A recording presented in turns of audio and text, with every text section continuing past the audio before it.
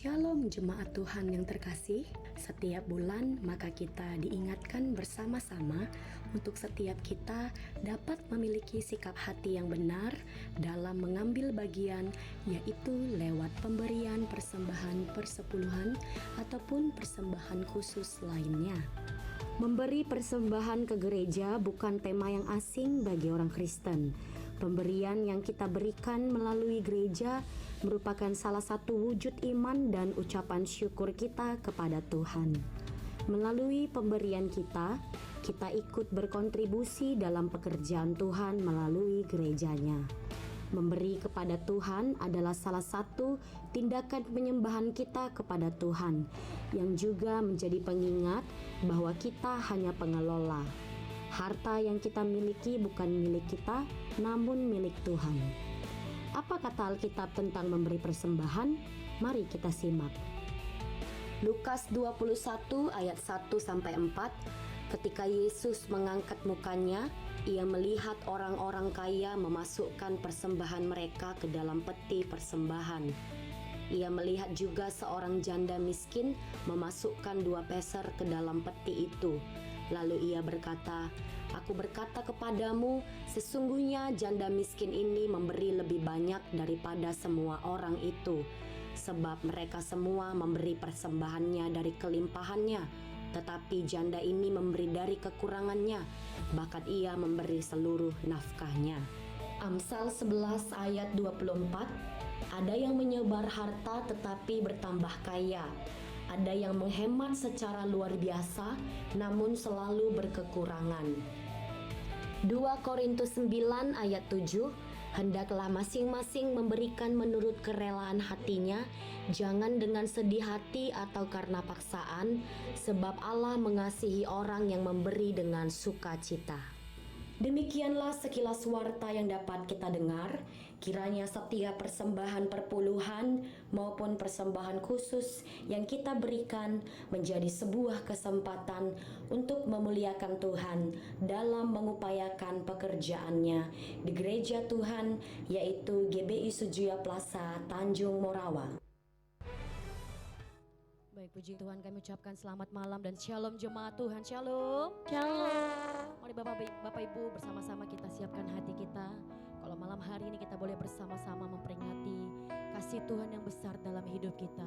Bila kiranya setiap pujian kita malam hari ini menyatakan rasa syukur kita buat karya Tuhan yang besar dalam hidup kita. Dan satukan hati kita. Terima kasih Tuhan buat karyamu yang besar dalam hidup kami. Kami pada saat ini Tuhan, untuk kami boleh mengalami Engkau Tuhan lebih lagi.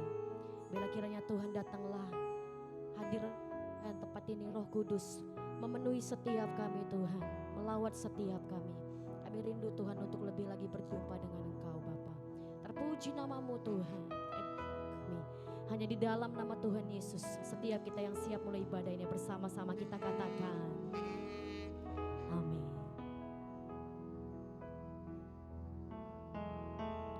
I cast my mind to Calvary, where Jesus bled and died for me.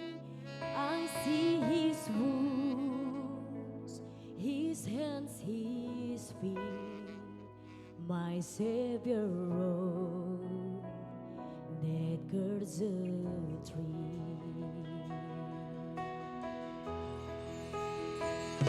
His body bound and drenched in tears, they laid Him down in Joseph's stall. The entrance sealed by every stone, Messiah still and all alone.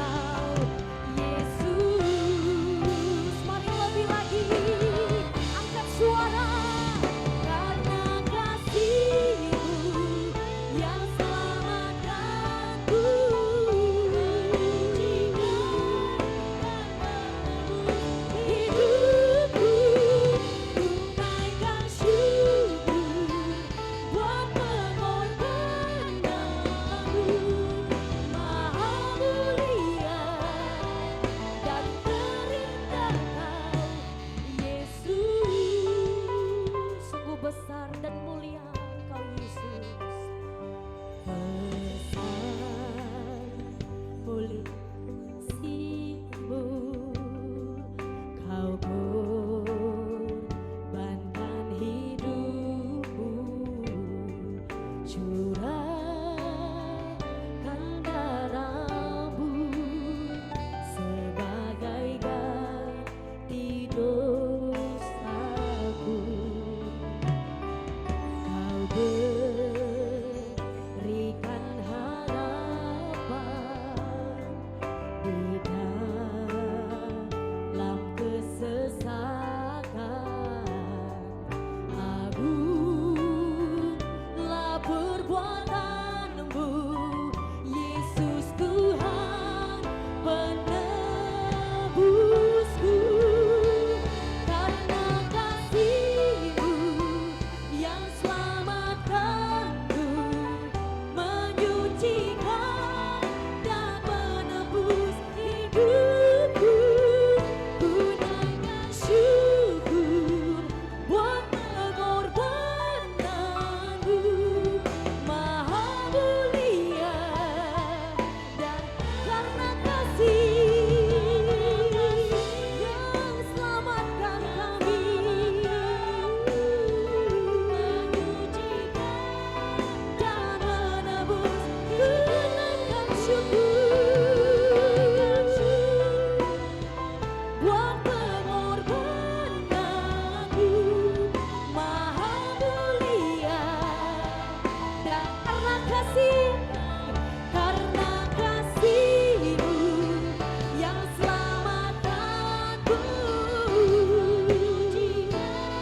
naikkan setiap ucapan syukur. Iya Tuhan, ku naikkan syukur buat pengorbananmu, Maha mulia.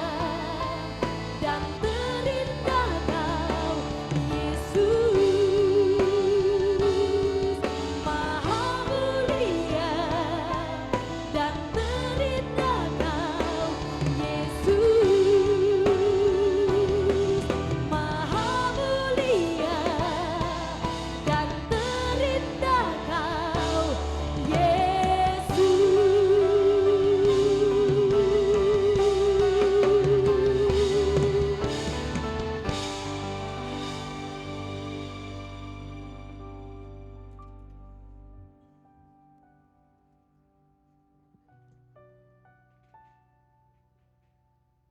Waktu-waktu terakhir kehidupan Yesus Kristus di dunia. Waktu-waktu yang berat ketika Ia disiksa hingga mati di atas kayu salib.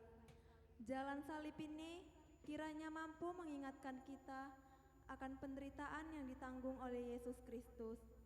Jalan penderitaan yang merupakan pilihan sadar yang dijalani dengan kerelaan, meski harus menanggung sakit, malu, lapar, dan dahaga. Melalui jalan salib ini, marilah kita menyadari cinta kasih Tuhan yang teramat besar bagi kita.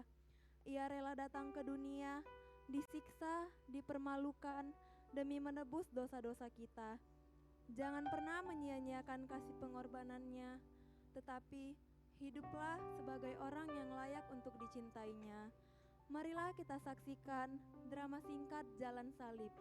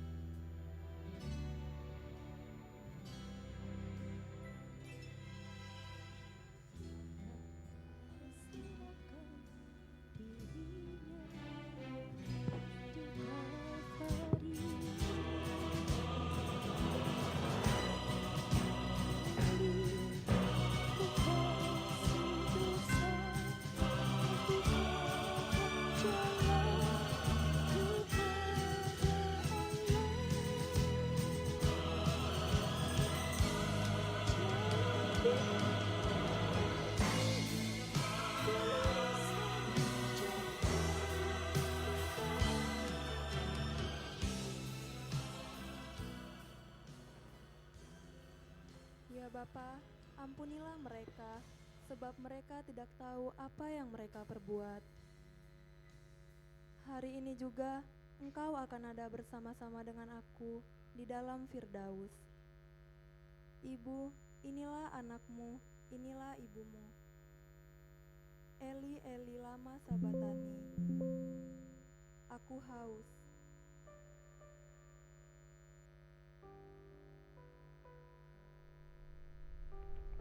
Sudah selesai. Ya Bapa, ke dalam tangan-Mu kuserahkan nyawaku.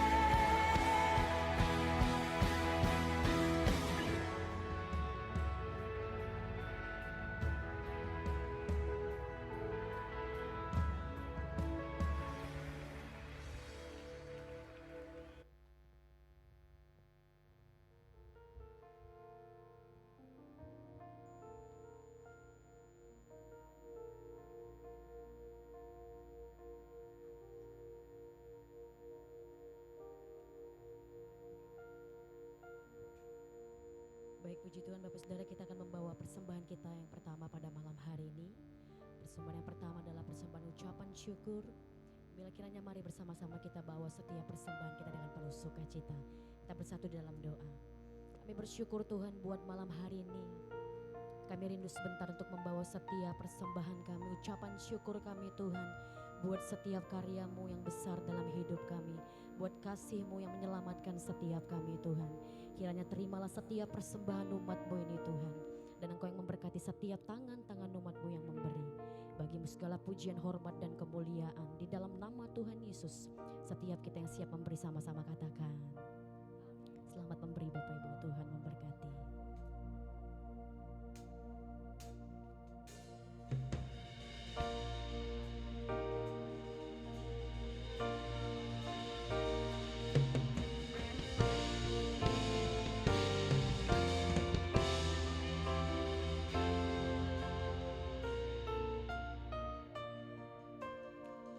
Hidup oleh anugerah-Mu, yang terbaik ku terima dari-Mu. Rancangan-Mu indah bagiku, sebab ku hidup selalu di dalam-Mu.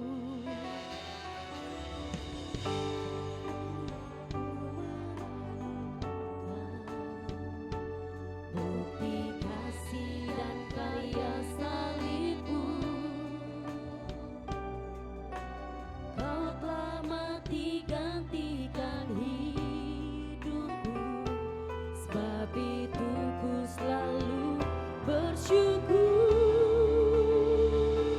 Kasih-Mu memulihkan hidupku, kuasa-Mu membangkitkan rohku.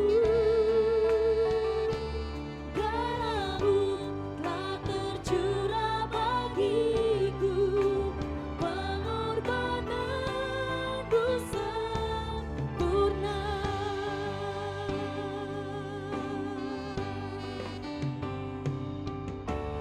Ku hidup oleh anugerah-Mu, yang terbaik ku terima dari-Mu.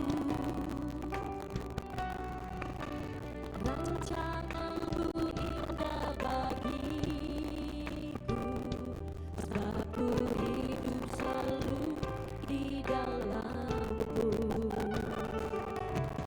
Tiada pernah ku meragukan kasih dan karya salib-Mu. Kau telah mati gantikan hidupku, sebab itu ku selalu bersyukur. Kasih-Mu memulihkan hidupku, kuasa-Mu membangkitkan rohku.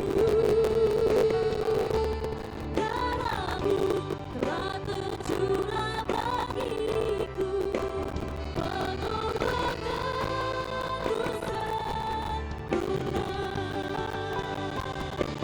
Kasih-Mu memulihkan hidupku, kuasa-Mu membangkitkan rohku. Darah-Mu telah tercurah bagiku, pengorbananmu sempurna. Pengorbananmu sempurna.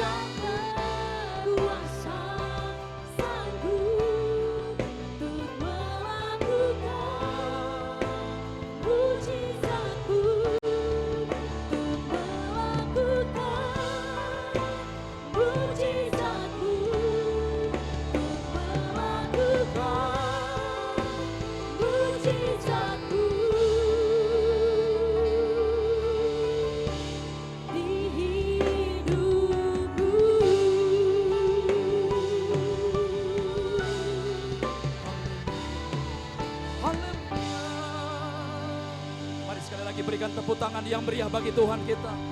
Haleluya, haleluya, haleluya, haleluya.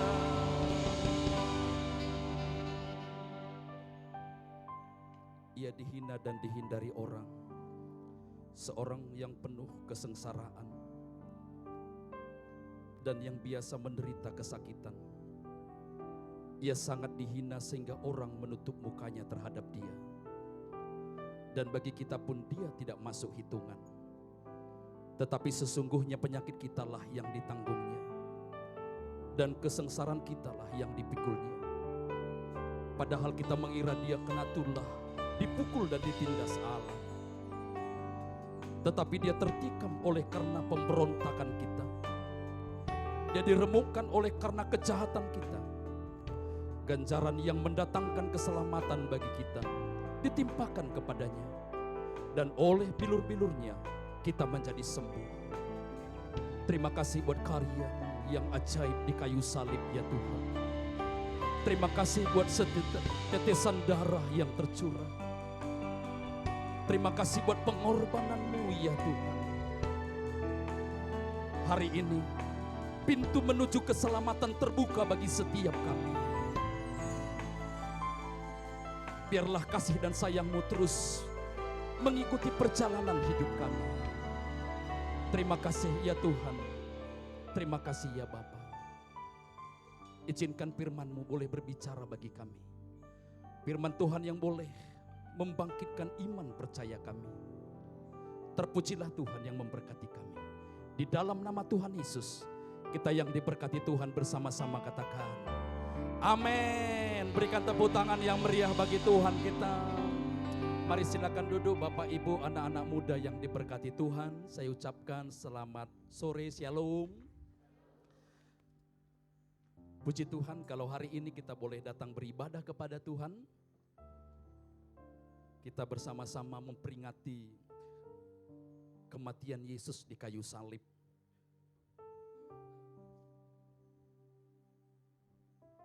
Dan lewat ibadah kita hari ini saudara, saya ingin menyampaikan tema firman Tuhan yang berbicara koneksi ilahi melalui salib Kristus.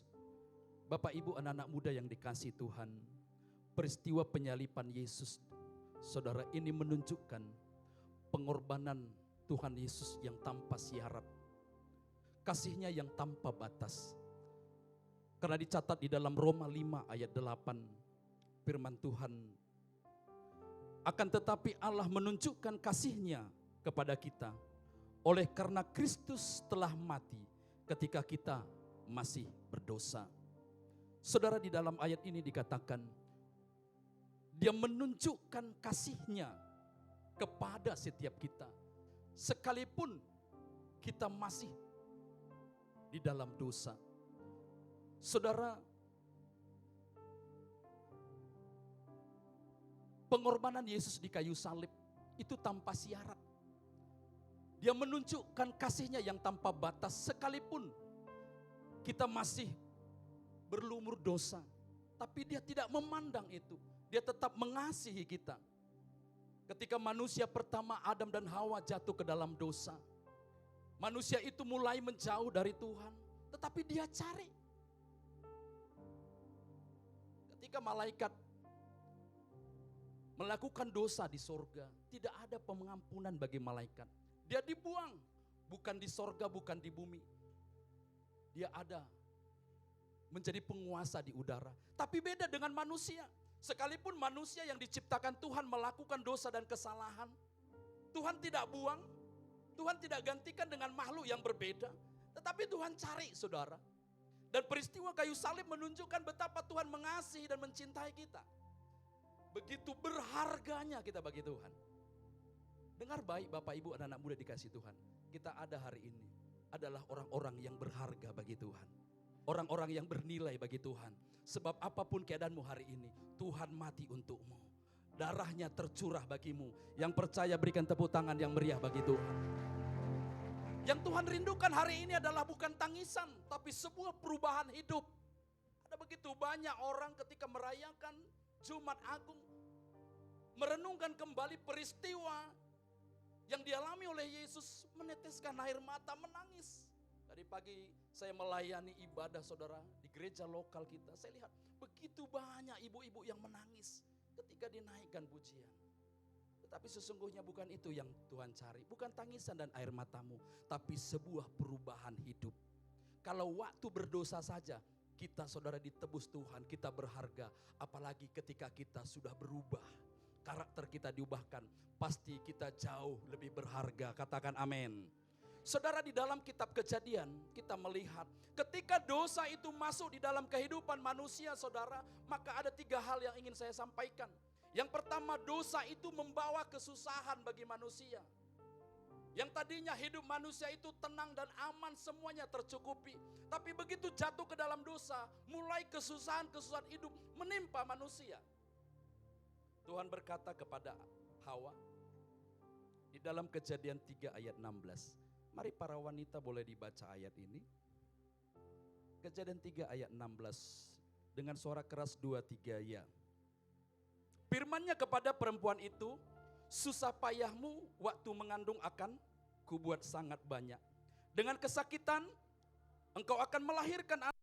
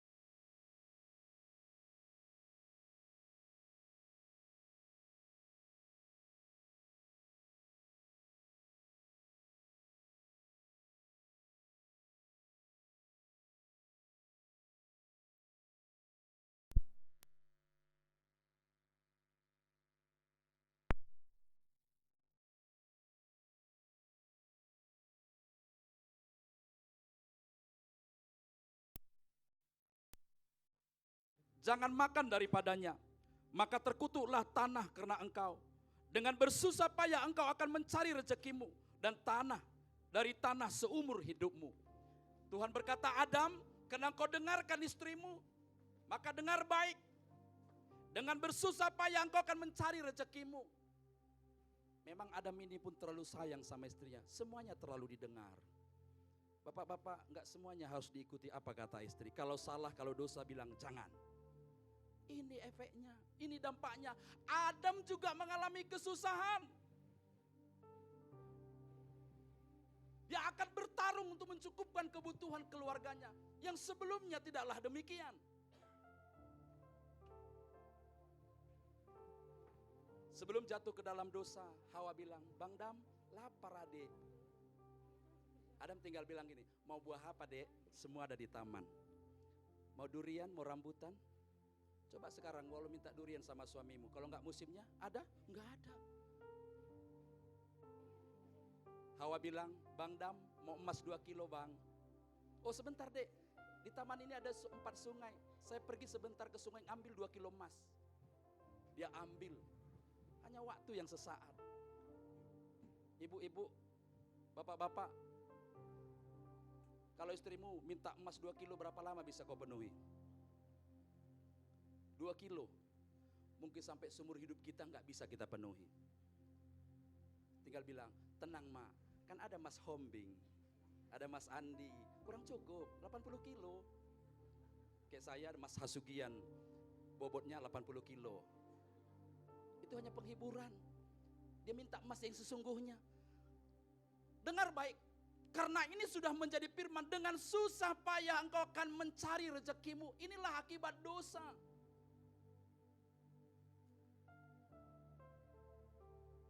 Jadi kalau bapak-bapak kau pulang ke rumah letih lesu setiap hari, jangan salahkan siapa-siapa. Tapi dengar baik, Yesus naik ke atas kayu salib supaya kesusahan-kesusahan kita digantikan dengan kemudahan-kemudahan yang dari Tuhan. Sebab dia berkata, aku yang kaya rela menjadi miskin supaya engkau menjadi kaya. Engkau diberkati oleh Tuhan. Engkau kaya, kaya dan kaya. Yang percaya berikan tepuk tangan yang meriah bagi Tuhan. Dia telah menanggung kesusahanmu. Saya tidak tahu apa yang menjadi kesusahanmu hari ini. Tapi bawa dan serahkan kepada Tuhan. Di atas kayu salib Tuhan akan selesaikan. Apa kesusahanmu hari ini? Pak, susah hatiku Pak. Udah waktunya menikah belum? Minta kepada Tuhan. Amin. Oh, enggak ada yang butuh di sini. Yang kedua, saudara, dosa membuat manusia itu jauh dari Tuhan. Sebelum Adam dan Hawa jatuh ke dalam dosa, Tuhan itu seperti sahabat bagi mereka. Mereka berbicara sangat dekat. Tuhan berkata, Adam, ini pendamping hidupmu. Jangan kau sakiti dia. Tulang dari tulangmu kau jaga. Dari tulang rusukmu. Bukan tulang kepalamu, bukan tulang kakimu. Sehingga bisa kau pijak. Enggak, dari tulang rusukmu. Adam, kalau lapar, ambil buah di Taman Eden. Kalau mau jalan-jalan kau tinggal panggil kuda. Beranak cucu dan bertambah banyaklah. Begitu dekatnya Tuhan dengan manusia yang pertama. Tapi dengar baik, ketika mereka melanggar apa yang menjadi perintah Tuhan, di dalam Kejadian 3 ayat 8 dikatakan,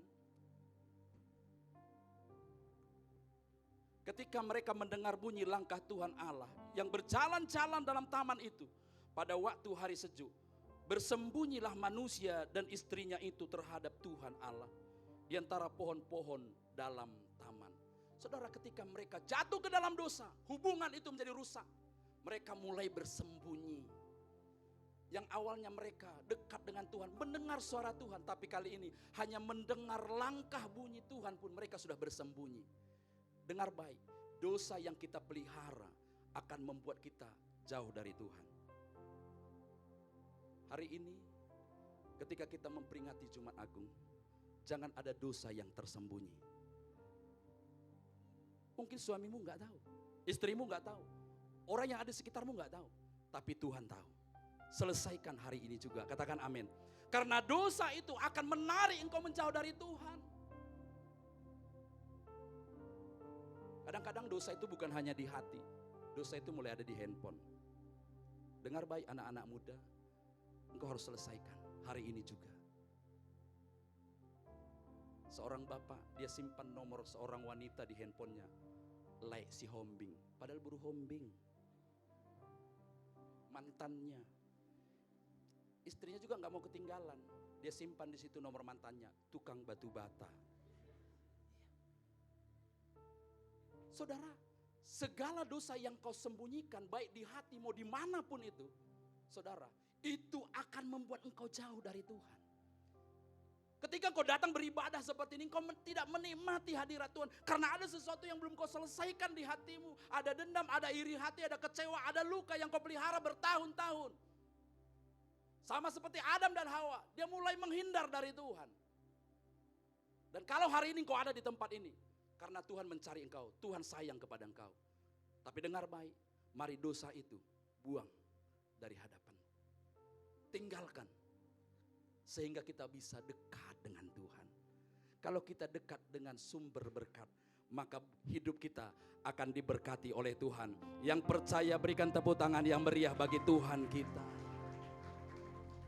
Yang ketiga, dosa itu merusak gambar dan rupa Allah di dalam diri manusia.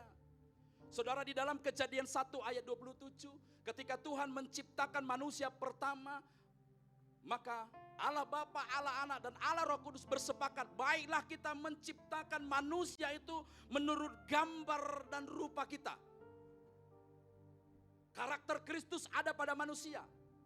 Tampilan wajah daripada manusia itu penuh kemuliaan, penuh shalom, penuh damai sejahtera. Tapi ketika manusia jatuh ke dalam dosa, semuanya menjadi rusak. Kalaupun yang di sebelahmu wajahnya wajah shalom, itu karena di gereja. Atau jangan-jangan di gereja pun gak ada wajah shalom. Semuanya wajah tegang. Lihat sebelahnya dulu. Senggol dia. Kamu sebenarnya udah dipulihkan. Karakter manusia itu berubah menjadi keras. Yang tadinya lembut sama seperti karakter Kristus. Lihat di dalam Kejadian. Pasal yang kelima ayat yang ketiga. Saya rindu kita baca bersama-sama. 2, 3 ya. Setelah Adam hidup 130 tahun. Ia memperanakkan seorang anak laki-laki menurut rupa dan gambarnya. Sampai di situ. Perhatikan, ketika manusia jatuh ke dalam dosa, rupa dan gambar Allah itu tidaklah ada lagi. Lahirlah anak-anak Adam dan Hawa. Saudara, itu sesuai dengan gambar dan rupa orang tuanya, ayahnya Adam. Makanya jangan salah Bapak Ibu. Kita tidak pernah ngajarin anak kita bohong, tiba-tiba pandai dia berbohong. Kenapa? Karena bapaknya juga tukang bohong. Kita nggak pernah ajarin anak kita cari banyak alasan, ngeles. Tapi lahiran anak kita suka cari alasan, pandai ngeles di rumah. Kenapa? Karena orang tuanya juga pandai cari alasan. Kita nggak pernah ajarin anak kita mencuri dan berbuat jahat kepada orang lain, tapi itu terjadi. Kenapa? Karena dia sudah meniru gambar dan rupa kita. Makanya saudara, kita yang sudah dipulihkan, biarlah gambar dan rupa Allah, karakter Kristus itu kembali ada pada kita. Katakan amin. Jadilah orang tua yang menjadi teladan bagi anak-anakmu. Jadilah anak-anak muda yang membawa perubahan bagi anak muda yang lain. Ada karakter Kristus di dalam dirimu. Sehingga ketika kita melahirkan generasi-generasi baru saudara, orang bisa menemukan ada karakter Kristus di dalam hidup mereka. Katakan amin.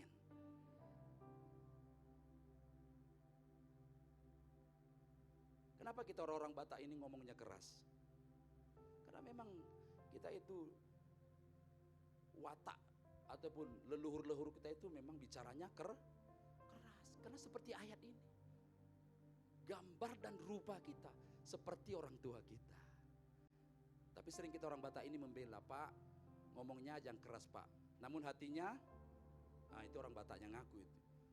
Tapi Alkitab bilang apa yang keluar dari mulut itu bersumber dari perbendaharaan hati. Kalau di sini keras berarti di sini, kan ngaku. Tapi sering membela diri. Pak orang Batak itu Pak ngomongnya aja keras, hatinya sebenarnya lembut Pak. Dari mana jalannya? Nggak ada ayatnya Bu. Apa yang keluar dari mulutmu adalah bersumber dari perbendaharaan hatimu. Kalau hatimu lembut, ucapanmu lembut, jangan membela diri. Kalau karakter itu yang kau bawa sampai hari ini, maka itu kau turunkan kepada anak-anakmu. Ayo kita berubah. Amin. Makanya saya heran, ada lagi orang-orang tua kita Batak ini saudara. Ya saya berani ngomong kita Batak karena saya orang Batak ya. Iya. Di dalam dia merawat anaknya, mudah-mudahan di sini nggak ada. Sangkan sayangnya dia sama anaknya, dia bilang begini. Si bodat-bodatku ini, heran kita kan. Si jelek-jelekku ini, heran saya. Siapa yang ngomong? Kristen, gereja juga dia, hari Minggu gereja dia. Coba, kalau anaknya yang kedua atau yang pertama lihat kayak gitu, nanti dia akan wariskan juga itu. Oh berarti kalau punya anak nanti menidurkan anak, oh begitu caranya. Ditirunya, datang dia, si jelek-jelekku ini, si bodat-bodatku ini. Itu yang kau wariskan. Sampai hari ini masih ada. Kenapa? Karena belajar dari yang di atasnya. Itu yang diwariskan. Bertumbuhlah anaknya jelek dan seperti, iya, begitu dia lasak, siapa yang kita marahi? Bapaknya. Kurasa Pak kau dulu kayak gini kau ya. Padahal engkau yang menciptakan melalui perkataanmu. Begitu dia beranjak dewasa, semua mangga orang dia panjat, bikin masalah. Kau nggak sadar, engkau yang memperkatakan itu. Yang namanya bodat pasti manja. Ih, kok jelek kali anakku ini. Siapa yang menciptakan dia jelek? Mamanya sendiri. Saudara dengar baik, ketika dosa itu masuk di dalam hidup manusia, gambar dan rupa Allah itu menjadi rusak. Maka yang kita wariskan adalah karakter kita sebagai manusia, karakter kita sebagai ayah dan sebagai ibu. Hari ini kita perlu berubah, sehingga gambar dan rupa Allah itu ada di dalam diri kita. Dan yang baik-baik itulah yang kita wariskan kepada anak cucu kita. Yang percaya berikan tepuk tangan yang meriah bagi Tuhan kita. Saudara, di dalam peristiwa penyalipan Yesus Kristus, ada satu kalimat penting yang perlu menjadi teladan bagi kita. Di dalam Lukas 23 ayat 34, mari sama-sama kita baca firman Tuhan ini. 2, 3, ya. Yesus berkata, ya Bapa, ampunilah mereka, sebab mereka tidak tahu apa yang mereka perbuat. Dan mereka membuang undi untuk membagi pakaiannya. Saudara, peristiwa kayu salib menebus dosa kita. Jalan keselamatan terbuka bagi kita, iya. Tetapi saudara, ada pelajaran penting yang Tuhan tunjukkan ketika dia ada di kayu salib. Di mana dia berkata, ya Bapa, ampunilah mereka. Di dalam keadaan yang sangat menderita, dia sanggup mengucapkan pengampunan kepada orang-orang yang menyakitinya, yang menganiaya dia. Artinya saudara, pengampunan itu sangat penting. Amin saudara. Memang kalau kita nggak bisa mengampuni orang lain, susah hidup kita. Ya, mau FA pun karena dilihatnya sandalnya di situ, wah pulanglah aku. Karena dilihatnya sandal musuhnya di situ. Ada yang lebih parah, tetangga kami kena berantem sebelah-sebelahan rumah. Ayamnya yang nyebrang diusir, hus. Ya karena itu dampak daripada luka hati itu. Makanya Tuhan berkata saudara, di tengah penderitaannya sangat dalam saudara, dia mengajarkan satu hal penting kepada kita, untuk mengampuni. Kalau hari ini kau menyimpan luka dendam kepada siapapun, lepaskan pengampunan. Katakan amin. Saudara, biasanya yang paling sering menyakiti kita bukan orang jauh, bukan orang Amerika, tetapi yang orang paling sering menyakiti hati kita adalah orang yang paling dekat dengan kita. Saudara kita, tetangga kita. Saudara, di dalam ayat ini Tuhan mengajarkan hal sederhana bagaimana kita bisa melepaskan pengampunan bagi orang lain. Di mana dia berkata, sebab mereka tidak tahu apa yang mereka perbuat. Tuhan menyederhanakan saudara, masalah yang ada, mereka tidak tahu apa yang mereka perbuat. Ampuni mereka Bapa. Hal yang paling mudah bagi kita untuk menolong kita mengampuni orang lain, pikirkan hal yang sederhana. Kalau orang Batak bilang saudara begini dia, udahlah ala Newtona deh. Pernah dengar kalimat itu? Udahlah karena nggak taunya dia itu. Kalau kita pakai cara berpikir yang begitu, kita akan mudah mengampuni orang lain. Tapi kalau engkau pakai cara berpikir yang justru menjerumuskan kau sulit mengampuni, pasti nggak bisa. Oh iya ya, nantang-nantang kaya dia, punya mobil dia, suka-sukanya sama saya. Nantang-nantang mobil mewah dia, rumah bagus dia, hartanya di mana-mana, suka-sukanya sama saya. Dengar baik, kalau itu yang kau tanamkan di dalam pikiranmu, sulit bagimu untuk mengampuni orang lain. Tapi pakailah perkataan yang sederhana dari Tuhan. Sebab mereka tidak tahu apa yang mereka perbuat. Kalau engkau disakiti hari ini, mungkin oleh keluargamu, orang paling dekat dengan engkau, pikirkan hal sederhana tentang dia. Karena dia tidak tahu, karena dia tidak mengerti, karena dia kurang dewasa di dalam Tuhan. Maka kita akan ditolong untuk bisa mengampuni mereka. Amin. Di tengah kesakitan, kenapa Yesus mampu mengampuni saudara? Banyak orang saudara punya alasan, kenapa nggak bisa mengampuni? Karena luka sekali, sakit sekali yang diperbuat kepada saya. Sebenarnya tidak Bapak Ibu. Apakah kurang sakit yang dialami Yesus di kayu salib? Tangannya dipaku, kakinya dipaku. Dia dicemooh, dia diludahi. Dia ditikam. Dia dianiaya. Tapi dia mengampuni. Kenapa kita hanya kadang-kadang gara-gara makan bakso nggak dibayar, nggak bisa ngampuni. Udah bertahun-tahun. Janjinya dibayar, nggak dibayar. Nggak bisa kita mengampuni. Bukan karena terlalu sakit, karena kasih kita terlalu sedikit. Kasih kita terlalu kering. Amin. Kalau kita memiliki kapasitas kasih yang besar, maka kita mudah mengampuni orang lain. Kalau kasihmu sebesar ember, rasa sakit hatimu sebesar gelas, kau tinggal masukkan gelas itu ke dalam ember, yang kelihatan kasihmu yang besar. Kasihmu itu menutupi kesalahan orang lain. Tapi sebaliknya, kalau kasihmu hanya sebesar gelas, sakit hatimu sebesar ember, bagaimanapun caramu, gak bisa engkau bisa menutupi kesalahan orang lain. Engkau pasti tidak terima. Jadi masalahnya, kenapa orang tidak bisa mengampuni? Karena dia kekeringan kasih. Hari ini, minta kasih Tuhan memampukan kita untuk menerima orang lain apa adanya. Minta kasih Tuhan untuk kita bisa mengampuni orang lain. Yang percaya berikan tepuk tangan yang meriah bagi Tuhan. Saya undang kita bangkit berdiri bersama-sama. Karya terbesar dalam hidupku,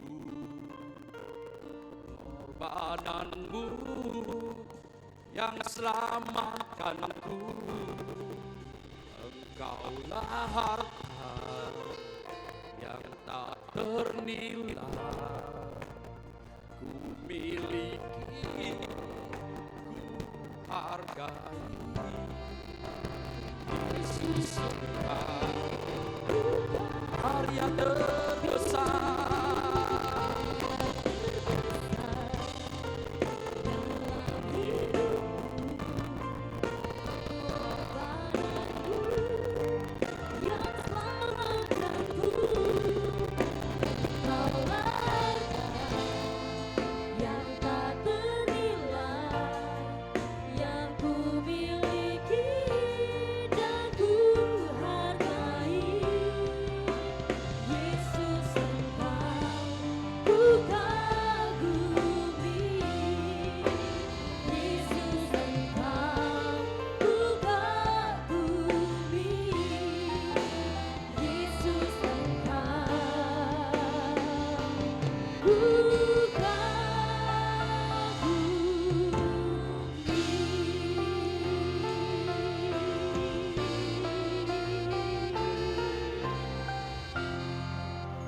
Bersyukur buat malam ini Tuhan, terima kasih buat firman-Mu yang boleh disampaikan oleh hamba-Mu Tuhan. Kami bersyukur, kami sungguh diberkati Tuhan.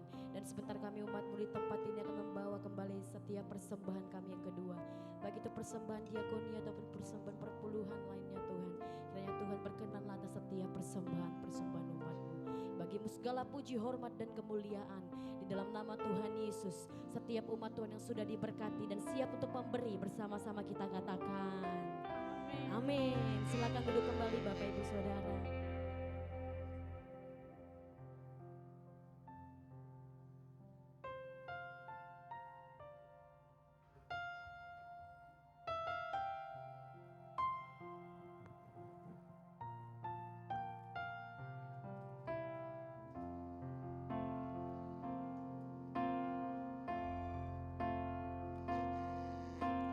Hanya Kau Tuhan di hidupku,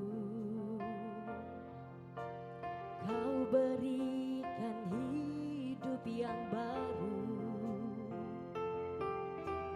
Darah-Mu menyucikan, pulihkan hatiku. Ku nyatakan Kaulah segalanya. Engkaulah sumber pengharapan.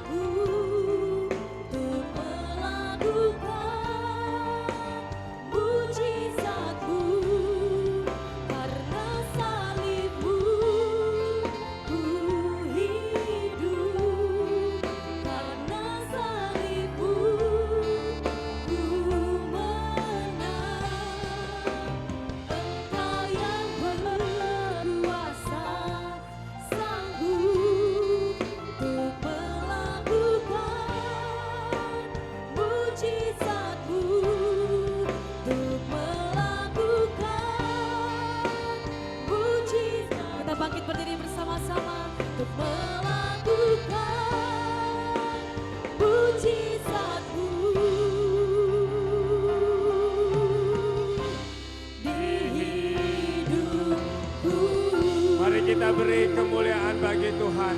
Terima kasih ya Tuhan. Kami bersyukur kepadamu Bapa. Engkau telah mati menebus dosa-dosa kami. Bagian kami biarlah kami kembalikan hidup kami yang sudah Engkau tebus ini untuk melayani-Mu ya Bapa. Biarlah kami senantiasa mengatakan sebab kami ini adalah hamba-hamba-Mu ya Bapa.